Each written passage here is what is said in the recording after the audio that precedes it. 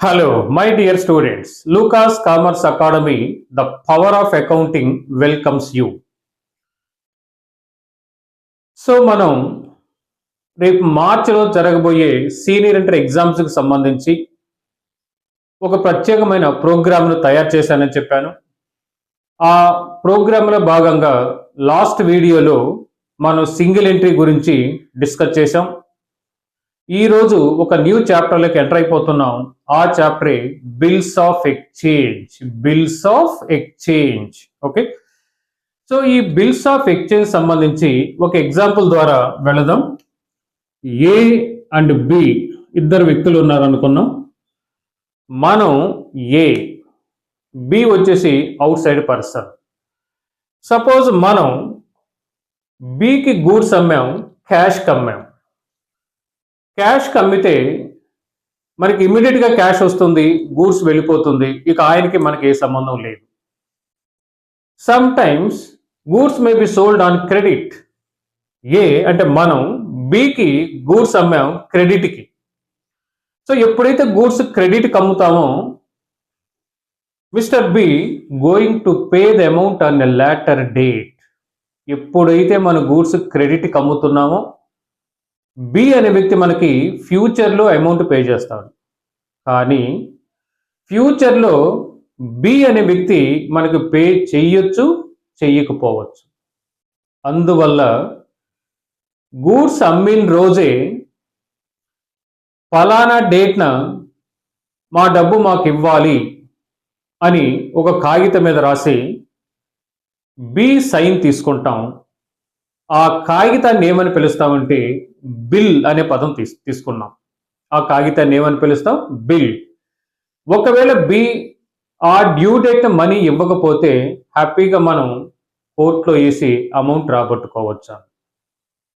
Okay, so ఈ bills of exchange అనే పదం ఈ క్రెడిట్ సేల్లో అరైజ్ అవుతుంది. Okay, God.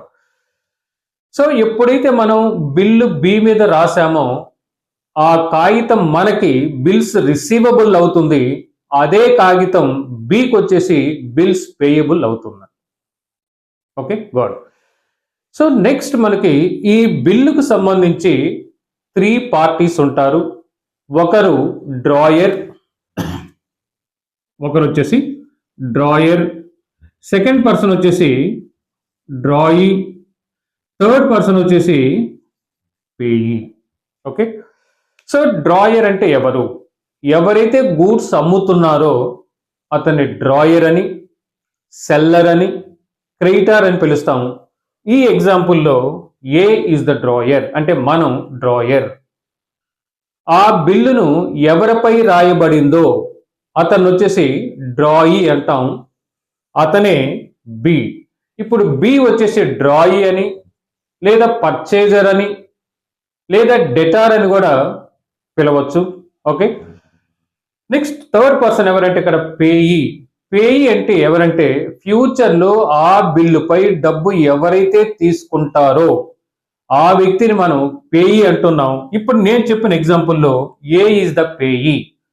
ఇంకొన్ని సందర్భాలలో పేయి మేబీ అనదర్ పర్సన్, ఇంకొక వ్యక్తి కావచ్చు. అది ఎలా అవుతుందనేది మనం డిస్కస్ చేయబోయే ప్రాబ్లమ్స్లో వస్తుంది. అప్పుడు దాని గురించి మనం మాట్లాడదాం. Okay, God. ఎప్పుడైతే మనం బిపై బిల్లు రాసామో ఆ బిల్లు మన చేతిలో ఉంటుంది. That bill can be treated in any one of the 4 వేస్ అండి. ఆ బిల్లుని మనం 4 విధాలుగా ఉపయోగించవచ్చు.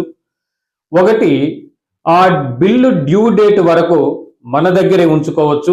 ఫర్ ఎగ్జాంపుల్ ఇక్కడ మనకి జనవరి 1, 2025 గూడ్స్ అమ్మాం. అతనికి 3 months టైం ఇచ్చాము. 3 months. This is the very very important. ఈ ఎగ్జాంపుల్ నీట్గా అర్థం చేసుకోండి. 3 months. సో మనకి ఆ అమౌంట్ ఆ బిల్లుపై 3 months తర్వాత వస్తుంది. అంటే జనవరి 1 నుంచి ఫిబ్రవరి 1, మార్చ్ 1, ఏప్రిల్ 1. ఓకే, సో దాని డ్యూ డేట్ వచ్చేసి మనకి ఏప్రిల్ 1, 2025. సో దీనికి మనం ఈ డేట్కి ఏం చేస్తామంటే ఒక 3 days యాడ్ చేస్తాం. దాన్నే డేస్ ఆఫ్ గ్రేస్ అంటాము. ఆ 3 days ఎందుకు మనం టైం ఇస్తామంటే బి వచ్చేసి మనీ అరేంజ్ చేసుకోవడానికి టైం ఇస్తాం. కాబట్టి ఏప్రిల్ 1st ఒక 3 days మనకి యాడ్ అయితే అప్పుడు దాని డ్యూ డేట్ వచ్చేసి April 4. This is the very important. So ఆ బిల్లు డ్యూ డేట్ ఏమని పిలుస్తామంటే మనం April 4. That means April 1st plus 3 months plus 3 days equal to April 4. Okay, ఇప్పుడు కేస్ 1 ఏంటంటే డ్యూ డేట్ వరకు అంటే ఏప్రిల్ 4th వరకు డ్రాయర్ అంటే ఏ తన దగ్గరే అంటే మన దగ్గరే బిల్లు పెట్టుకొని డ్యూ డేట్ బిల్లును బికి ప్రజెంట్ చేస్తే మనకు మనీ వస్తుంది. ఇది కేస్ 1. కేస్ 2లో జనవరి 1st మనకు బిల్లు వచ్చింది, మనకు అర్జెంటుగా క్యాష్ అవసరం అయితే ఆ బిల్లుని బ్యాంక్ వాళ్ళకి అమ్మేస్తాం. దాన్నే బ్యాంక్ బిల్లును డిస్కౌంట్ చేయడం అంటాం. బిల్లును డిస్కౌంట్ చేయడం. ఓకే, ఇక కొన్ని సందర్భాలలో మనకు వచ్చిన ఆ బిల్లుని వేరే వ్యక్తికి ఎండార్స్ చేస్తాం. దాన్ని ఎండార్స్మెంట్ ఆఫ్ బిల్ అంటాం. 3rd case. ఇక 4th కేసు వచ్చేసి మనకి ఆ bill sent to bank for collection. ఆ బిల్లుని బ్యాంక్ వాళ్ళకి కలెక్షన్ చేయమని ఇన్స్ట్రక్షన్స్ ఇచ్చి పంపిస్తాం. ఈ 4 కేసులు మనకి రేపు ఎగ్జామ్ లో రాబోతున్నాయి. ఈ 4 కేసులు ఏదో ఒక కేసుకు సంబంధించి మనం మాట్లాడతాం ఇప్పుడు. ఓకే, సో ఇక్కడ కేస్ 1 ఏంటంటే మనకి డ్రాయర్ ఏప్రిల్ 4th వరకు ఆ బిల్లును తన దగ్గరే పెట్టుకొని అమౌంట్ కలెక్ట్ చేసుకోవచ్చు. సెకండ్ కేసు వచ్చి ఆ బిల్లును బ్యాంక్ వాళ్ళకి అమ్ముకోవచ్చు, దాన్ని డిస్కౌంట్ చేయడం అంటాం. 3rd కేసులో ఆ బిల్లును వేరే వాళ్ళకి ఎండార్స్ చేస్తాం, ట్రాన్స్ఫర్ చేస్తాం, కేస్ 3 అంటాం. 4th కేసులో ఆ బిల్లును బ్యాంక్ వాళ్ళకి పంపిస్తాం కలెక్షన్ చేయమని. ఓకే, ఈ 4 కేసుల గురించి ఇప్పుడు మనం మాట్లాడబోతున్నాం. దీంట్లో ఫస్ట్ కేసు ఏంటంటే మనకు వచ్చేసి when the drawer retains the bill until its due date. అంటే జనవరి 1st నుంచి ఏప్రిల్ 4th వరకు ఆ బిల్లు డ్రాయర్ దగ్గరే ఉంటుంది. ఏప్రిల్ 4th అమౌంట్ కలెక్ట్ అయితే దాన్ని ఆనర్ ఆఫ్ బిల్ అంటాం. ఒకవేళ అమౌంట్ కలెక్ట్ కాకపోతే అంటే that means the drawee fails to pay the amount on the bill on its due date, then it is called dishonour. So బిల్లుపై money pay చేస్తే honour అని, money due date pay చేయకపోతే దాన్ని dishonour గా గుర్తిద్దాం. Okay, God. ఇప్పుడు ఒక్కసారి మనం problematic లోకి ఎంటర్ అయిపోతున్నాం. ఓకే, సో ఒక్కసారి మనకు ఫస్ట్ కేసు మాట్లాడుతున్నాం. First case the drawer retains the bill until it's due date. ఒక్కసారి ఈ మెటీరియల్ మీకు ఫ్రీగా పంపిస్తాను. సో ఈ మెటీరియల్ మీకు ఫ్రీగా కావాలంటే నా నంబర్కి మెసేజ్ కానీ వాట్సాప్ కానీ చేయండి. సో ఈ నంబర్ వచ్చేసి 7382776681. ఈ నంబర్కి మెసేజ్ కానీ వాట్సాప్ కానీ చేయండి. ఒకవేళ మెయిల్ ద్వారా సంప్రదించాలంటే lucascommerceacademy@gmail.com. ఓకే, సో అనే దాన్ని మీరు సంప్రదించవచ్చు. ఓకే, సో ఈ మెటీరియల్ మీకు ఫ్రీగా పంపిస్తాను, ఎలాంటి ఛార్జెస్ ఉండవండి. So this is the valuable material for you, valuable material for you. Okay, come to case 1 గురించి చేస్తున్నాను. Case 1 once again telling you, January 1st నుంచి అంటే బిల్లు రాసిన దగ్గర నుంచి డ్యూ డేట్ వరకు అంటే ఏప్రిల్ 4th వరకు ఆ బిల్లు మన దగ్గరే ఉంటే what are the journal entries are passed in the books of drawer. అంటే ఏ మనం అనుకున్న ఎగ్జాంపుల్లో ఇప్పుడు ప్రాబ్లం చూడండి. On 1st March 2023, Ravi sold goods for ₹10,000 to Vikas on credit and drew a bill for 3 months for the same amount. So on 1st March 2023, Ravi అంటే మనం అనుకున్నాం sold goods 10,000 to Vikas. So మనం అమ్మాం కాబట్టి Ravi is the drawer. First problem కాబట్టి detail గా మాట్లాడుతున్నాం, తర్వాత fast గా వెళ్దాం. వికాస్ వచ్చేసి డ్రాయీ. సో ఎంత కాలానికి బిల్లు రాసామంటే 3 months కి బిల్లు రాసాం. Vikas accepted the bill and return it to Ravi. Okay, this bill honoured on its due date pass journal entries in the books of Ravi. So ఎవరి బుక్స్ లో ఎంట్రీస్ అడిగితే ఆ వ్యక్తిని మనం అనుకుందాం. సో ఇక్కడ pass necessary journal entries in the books of Ravi అన్నాడు కాబట్టి మనం ఎవరు అవుతామంటే రవి అవుతున్నాం. Okay, so how to pass journal entries in this record. So once again మనం రవి అనుకుంటే వికాస్ గూడ్స్ అమ్మాం. ఓకేనమ్మా, సో ఆ గూడ్స్ అమ్మిన తర్వాత బిల్లు రాసాం అతని మీద. ఆ బిల్లుని అతను యాక్సెప్ట్ చేశాడు, మనకు పంపించాడు. డ్యూ డేట్ నా బిల్లు వచ్చేసి ఆనర్ అయింది. దీనికి సంబంధించి రవి బుక్స్ లో అంటే డ్రాయర్ బుక్స్ లో జర్నల్ ఎంట్రీస్ పాస్ అయ్యమని చెప్పాడు. సో టైటిల్ పెట్టేటప్పుడు మనకు వచ్చేసి books of Ravi.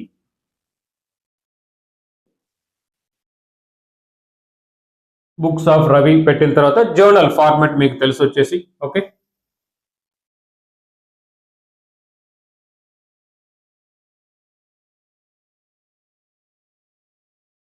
First column date ఇవ్వండి. Next particulars L/F debit rupees, credit rupees. So this is the format of journal, you know. So first column date, particulars, L/F debit rupees, credit rupees. Okay. So దీనికి సంబంధించి journal entries మనల్ని అడిగాడు. So we are Ravi that is the very important. On 1st March 2023, Ravi sold goods 10,000 to Vikas on credit and do a bill for 3 months for the same amount. So, ఇక్కడ simple transaction goods sold to Vikas. What is the journal entry? Vikas account data to sales account. Vikas receiver కాబట్టి debit చేసాం, sales income కాబట్టి credit చేసాం. Rules మనకు తెలుసు, debit the receiver, credit the giver. Real account debit what comes in, credit what goes out. And nominal accounts debit all expenses and losses, credit all incomes and gains. Okay, got. So ఇక్కడ goods sold to Vikas. So date మనం తీసుకోండి. ఇక్కడ date వచ్చేసి March 2023 first year ముందు రాసుకున్నామండి. 2023 March 1st. So ఈ date మనం Vikas goods అమ్మాం. Simple journal entry Vikas account debtor to sales account. Vikas account data to sales account amount of 10,000. Narration, simple narration being goods sold to Vikas. That's all. So particulars line cover అయ్యేటట్టు line ఇలా draw చేసేసేయండి. అప్పుడు first transaction అంటే first journal entry is over. Next మనకి Vikas accepted the bill and return it to Ravi. Goods మనం అమ్మాం, ఆయనపై bill రాసాం. ఓకే, సో ఆ బిల్లు మనకి రిటర్న్ చేసాడు, మనకు వచ్చిందండి. So bills receivable received from Ravi అంటాం దాన్ని. Bills receivable received from Ravi. Ravi నుంచి మనకి బిల్లు వచ్చింది. సో బిల్లు వస్తుంది కాబట్టి వచ్చే అసెట్ ని డెబిట్ చేద్దాం, వాడు ఇస్తున్నాడు కాబట్టి క్రెడిట్ చేద్దాం. సేమ్ డేట్ తీసుకొని ఇదే డేట్ వచ్చేసి మార్చ్ 1st వచ్చేసి bills receivable account data to Vikas account. Bills receivable account data to Vikas account. Narration being bills receivable received from Vikas. Narration ఇంకా సింపుల్ గా తీసుకోవచ్చు. సో అమౌంట్ వచ్చేసి 10,000 అండి. ఓకే, సో ఈ రెండు ట్రాన్సాక్షన్ మనకి మార్చి 1st జరిగాయి. ఓకే, నెక్స్ట్ ట్రాన్సాక్షన్ ఏంటో చూడండి. బిల్లు మనకు వచ్చేసింది. తర్వాత the bill is honoured on its due date. ఆ డ్యూ డేట్ న ఆ బిల్ వచ్చేసి మనకి ఆనర్ అయింది అంటే డ్యూ డేట్ న ఆ అమౌంట్ బిల్లుపై అమౌంట్ వచ్చింది అని అర్థం. సో ఎంత కాలానికి బిల్లు రాసామంటే 3 months. మార్చ్ 1st రాసాం. మార్చ్ 1st నుంచి ఏప్రిల్ 1st, మే 1st, June 1st plus 3 days June 4th అవుతుంది మనకు వచ్చేసి జూన్ 4th. ఓకే, సో ఆ బిల్లుపై అమౌంట్ మనకు వచ్చింది. మనకి వచ్చేసి క్యాష్ వస్తుంది, మన దగ్గర నుంచి బిల్లు పోతుంది. వచ్చేసరికి డెబిట్, పోయేసరికి క్రెడిట్. అప్పుడు journal entry cash or bank account debtor to bills receivable account. So cash or bank account debtor to bills receivable account credit చేయాలి, కానీ వికాస్ అకౌంట్ క్రెడిట్ చేయకూడదు. ఎందుకంటే ఇక్కడ వికాస్ అని డెబిట్ చేసాం, ఇక్కడ క్రెడిట్ చేసాం. అంటే వికాస్ అనే వ్యక్తి మన బుక్స్ లో లేడు, కానీ ఏ రూపేణ ఉన్నాడంటే బిల్లు రూపేణ అతను ఉన్నాడు కాబట్టి ఎంట్రీ ఇలా పాస్ చేయాలి మనం. So cash or bank account data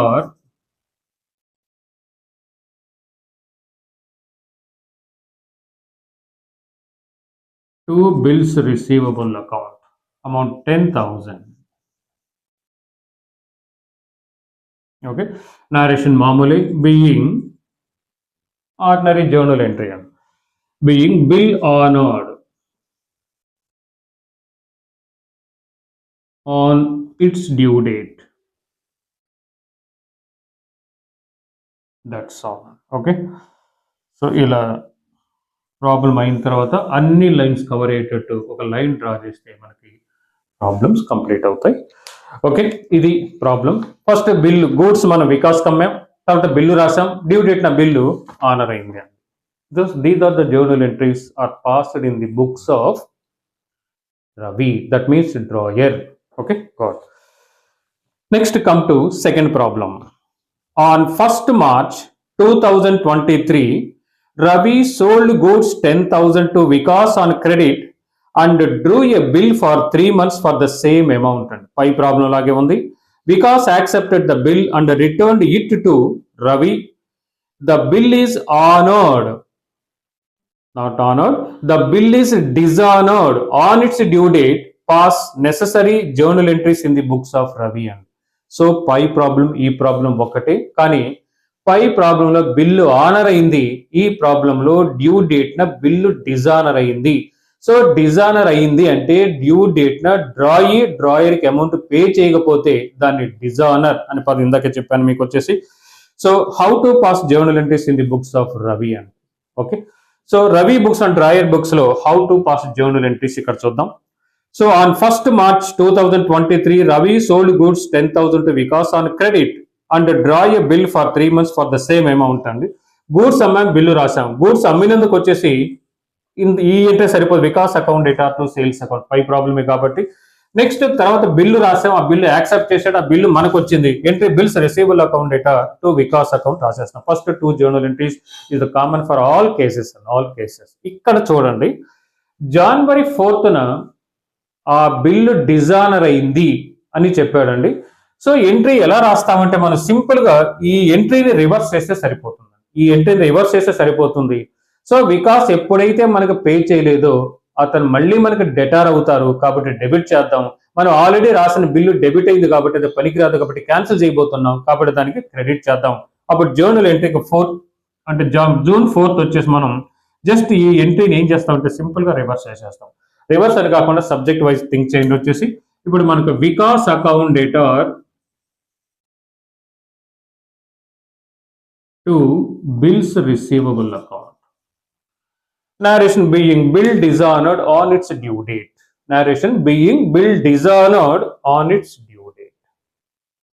okay, so ఇది సెకండ్ ప్రాబ్లం. చూడండి, first problem second problem same.